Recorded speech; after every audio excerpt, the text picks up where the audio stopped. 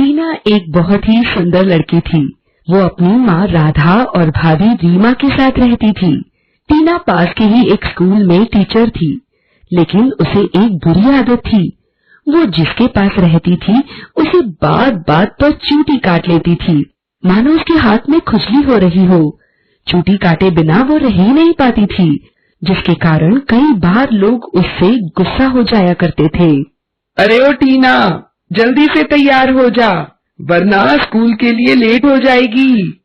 हाँ माँ, आई, बस 5 मिनट। टीना, नाश्ता तैयार है, करके जाना। जी भाभी, अभी आती हूँ। कुछ ही देर में टीना नाश्ते की टेबल पर बैठती है। जैसे ही रीमा उसे नाश्ता लेने आती है, टीना अपनी भाभी को एक जोरदार चूटी काट लेती है। अरे टीना की बच्ची, इतनी जोर से चूटी क्यों काटी? अपनी आदत सुधार लो, वरना देख लेना माँ जी, सुहागरात के दिन अपने पति को ऐसे ही चूटी काटती रहेगी। अरे बहू, जाने दो, मैं भी समझा कर थक गई हूँ। ये नालायक की आदत छूटती ही नहीं। अरे माफ कर दो भाभी, मैंने जानबूझकर नहीं किया। इतना कहकर वो स्कूल चली जाती है। स्कूल में मॉर्निंग मीटिंग के दौरान टीना अपने प्रिंसिपल की बगल वाली कुर्सी पर बैठती है। गुड मॉर्निंग सर, ये बोलकर कुर्सी पर बैठे अपने प्रिंसिपल को चुपके से चूटी काट लेती है। प्रिंसिपल टीना की आदतों से अनजान था और टीना उसे बार बार हर बात पर चूटी काट लेती। अरे टीना मैडम, अपने हाथ पर थोड़ा कंट्रोल करो, चूटी काट काट कर जगह जगह फुला दिया है आपने। अरे सर, इसकी आदत है चूटी काटने की। इसके पास जो भी रहता है ये उसे चूटी काटते रहती है। मीटिंग में बैठे सारे लोग टीना को देखकर हंसने लगते हैं, जिस कारण टीना शर्मिंदा हो जाती है। कुछ दिन यूं ही बीतने के बाद राधा अपनी बेटी का रिश्ता सागर नाम के लड़के के साथ कर देती है और जल्दी ही शादी की तैयारियां शुरू हो जाती हैं। शादी के दिन मंडप में बैठे पंडित जी को टीना बार बार मंत्र के बीच में चूटी काट लेती है, जिसकी वजह से पंडित जी जोर से चिल्लाते हैं। अरे ये नालायक बार बार चूटी क्यों काट रही है? हे भगवान, बचा इससे। सॉरी, गलती से हो गया पंडित जी। जैसे तैसे पंडित जी टीना की शादी सागर से करवा देते हैं। सुहागरात के दिन टीना अपने कमरे में बैठे सागर का इंतजार कर रही होती है। कुछ ही देर में सागर कमरे में आता है। टीना बात करने के दौरान बार बार सागर को चूटी काट रही होती है। अरे टीना, तुम मुझे इतनी चूटी क्यों काट रही हो? कुछ कहना है क्या? नहीं नहीं सागर, ऐसी कोई बात नहीं है। सारी रात टीना सागर को चूटी काटती रहती है, कभी हाथ पर तो कभी पेट पर, जिस कारण वो ठीक से सो नहीं पाता। अगले दिन सुबह टीना किचन में अपनी सास के साथ खाना बना रही होती है। अरे माँ जी, मिर्ची कहाँ रखी है? ये पूछने के साथ साथ टीना अपनी सास को एक जोरदार चूटी काट लेती है, जिसके कारण उसके मुंह से चीख निकल जाती है। हे भगवान, अरे करमजली, तूने इतनी जोर से मुझे चूटी क्यों काटी?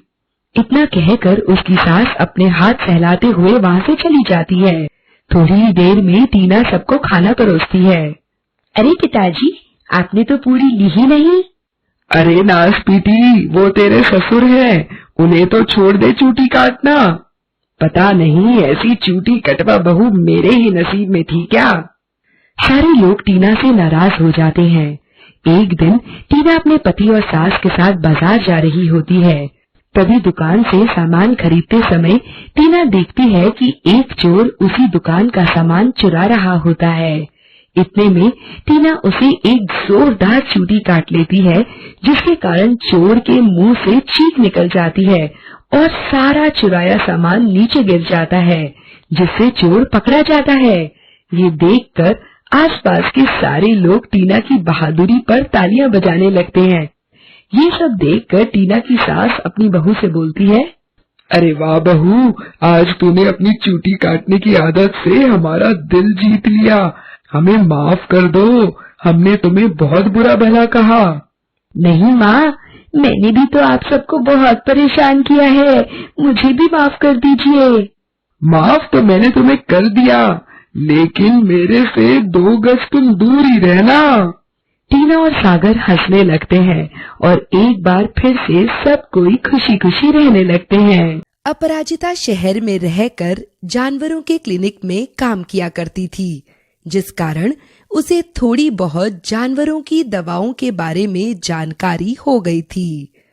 कुछ दिन काम करने के बाद अपराजिता अपने गांव वापस लौट आती है और अपनी माँ यशोदा और पिता जगदीश के साथ ही रहकर अपने गांव में ही एक छोटा सा क्लिनिक खोल देती है। ऐसे ही एक दिन गांव के बूढ़े काका बुनीलाल अपने बीमार बकरे को लेकर अपराजिता के क्लिनिक पहुंच जाते हैं। अरे बेटी, पता नहीं मेरे बकरे को क्या हो गया है। कुछ दिनों से न खाता है न पीता है, सिर्फ दिन भर मैं करता रहता है। अरे काका, तुम चिंता मत करो, मैं अभी देखती हूँ। अपराजिता उस बकरे को लेटाकर आला से जांच करती है। काका, इसे कुछ नहीं हुआ है, ये अभी ठीक हो जाएगा, तुम बस इसका पैर पकड़ो। बुनीलाल कसकर बकरे का पैर पकड़ लेता है। इसके बाद अपराजिता अपने झोले से एक बड़ा सा इंजेक्शन निकालती है और बकरे को घपाक से लगा देती है। बकरा जोर से चिल्ला उठता है। लो काका, अब इसे ये घास खिलाओ, देखो कैसे खाता है। बुनीलाल घास लेकर जैसे ही बकरे के सामने रखता है, वो बकरा तुरंत ही सारी घास चपट जाता है। अरे वाह बेटी, तूने तो कमाल कर दिया। मुझे तो आशा ही नहीं थी कि ये बकरा बच भी पाएगा। बता, कितनी फीस हुई तेरी? अरे काका, तुमसे क्या फीस लूं, जो तुम्हें समझ आए दे दो। ऐसे ही गांव के कई सारे जानवरों को अपराजिता इलाज करके ठीक कर चुकी थी। कुछ दिन यूं ही बीतने के बाद जगदीश अपनी बेटी अपराजिता की शादी एक पास के ही गांव में कर देता है। अपराजिता ससुराल में घर के सारे काम बड़े अच्छे से संभाल लेती है। ऐसे ही एक दिन अपराजिता मन ही मन सोचती है, अगर मैं जानवरों का इलाज कर सकती हूँ तो आदमी का भी तो कर ही सकती हूँ। तभी अपराजिता को पता चलता है कि पड़ोस में रहने वाली लीला आंटी का लड़का डब्बू जोर जोर से रो रहा है। ये सुनकर अपराजिता उनके घर चली जाती है। अरे चाची, इसे क्या हो गया, क्यों रो रहा है ये? अरे बेटा, क्या बताऊं, खेलते खेलते इसने अपने कमर में चोट लगा ली है और अब खड़ा भी नहीं हो पा रहा। लाओ दिखाओ मुझे, अभी ठीक कर देती हूँ। लेकिन बेटा, तू तो जानवरों की डॉक्टर है ना। अरे चाची, तुम क्यों चिंता करती हो, लाओ दिखाओ मुझे, मैंने बड़े से बड़ा जानवरों को ठीक किया है, मैं इसे पक्का ठीक कर दूंगी।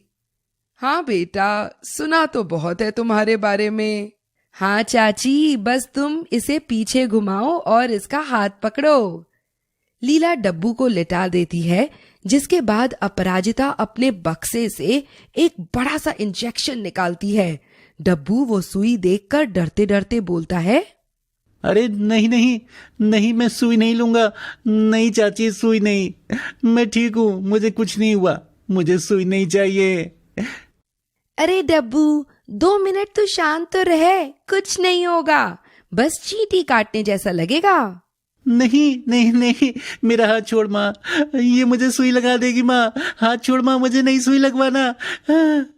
अरे चाची, तुम जल्दी से इसका हाथ तो पकड़ो, अभी ठीक हो जाएगा ये। लीला डब्बू को लिटाकर उसका हाथ जोर से पकड़ लेती है, जिसके बाद अपराजिता बड़ा सा जानवरों वाला इंजेक्शन में दवा भर के डब्बू को घपाक से लगा देती है। अरे दे दे दे दे दे दे दे, मार डाला रे इसने। अभी डब्बू चिल्ला ही रहा होता है कि अपराजिता दूसरा इंजेक्शन भी तुरंत लगा देती है। डब्बू चिल्ला चिल्ला कर रोने लगता है और अपने सुई को सहलाते हुए गुस्से से अपराजिता की तरफ देखता है। डब्बू, कैसा लग रहा है तुझे अब? अरे बाप रे बाप, मैं इस आंटी के पास दोबारा नहीं आऊंगा, ये आंटी बहुत तेज सुई घोंपती है। लेकिन डब्बू, तुम्हारा दर्द तो ठीक हो गया ना?